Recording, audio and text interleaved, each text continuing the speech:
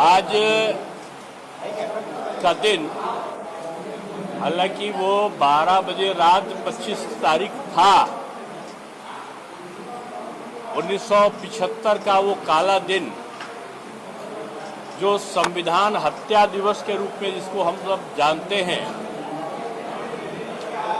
25 जून की वो काली रात जिसमें 26 जून का यानी आज के दिन 1975 में 1 लाख से ऊपर लोग आपातकाल में बंद हुए। प्रेस की स्वतंत्रता पर एक तरीके से जबरन कब्जा किया गया। बेकसूर लोगों को DIR और मीसा ऐसे जघन्य अपराधों के लिए जो बने कानून थे उनमें डाला गया। बहुत सारे लोग ऐसे जिनकी 19 माह तक जमानत ही नहीं हुई, कोर्ट में सुनवाई ना हो, ऐसे कानून बनाए गए। प्रधानमंत्री के ऊपर यानी इंदिरा गांधी के ऊपर कोई केस ना चल सके, इस प्रकार के कानून बनाए गए। लोकसभा राज्यसभा में कोई कानून को पेश करने की जरूरत नहीं होगी, जो निर्णय होगा वो प्रधानमंत्री ले सकता है। ये सारा कांग्रेस के शासनकाल में इंदिरा जी के नेतृत्व में ये सारे चीजें इसलिए लिए गए, संविधान को ताक पर रखकर और सारे अधिकार अपने पास ले लिए गए कि प्रधानमंत्री पर कोई कानून नहीं चल सकता, कानून का शिकंजा नहीं हो सकता।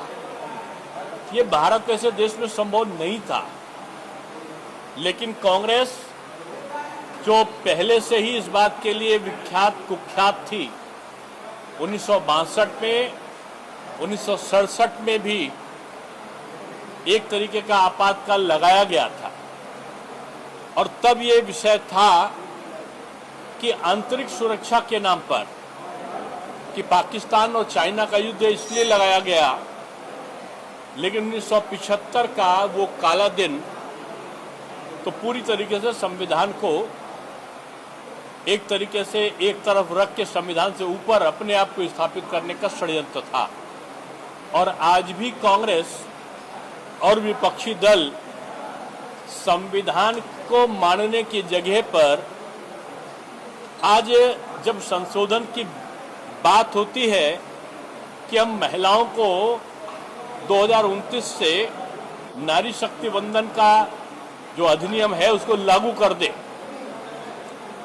तब ये सब संविधान का हवाला देकर उसका विरोध करते हैं। आज पूरे देश में एक वातावरण बना है और लोगों का भारतीय जनता पार्टी के प्रति विश्वास बढ़ा है, और उसका मूल कारण यही है कि कांग्रेस के शासनकाल में और समाजवादी पार्टी के शासनकाल में किए गए अत्याचार थे।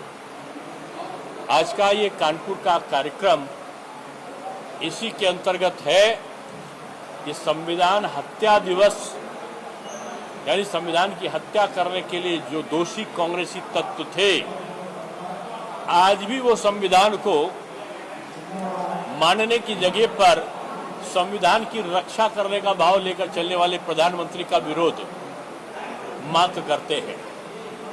मैं कह सकता हूं कि आज पूरे देश में बंगाल की विजय के बाद, हालांकि मैं अभी बंगाल से ही लौट रहा हूं, सीधे यहीं आ रहा हूं, पूरे देश में बंगाल, आसाम, पुडुचेरी और तमाम जगह के उपचुनावों में भारतीय जनता पार्टी की विजय ने यह साबित कर दिया है कि आने वाले समय का जो उत्तर प्रदेश का विधानसभा का चुनाव होगा और 29 का लोकसभा चुनाव होगा,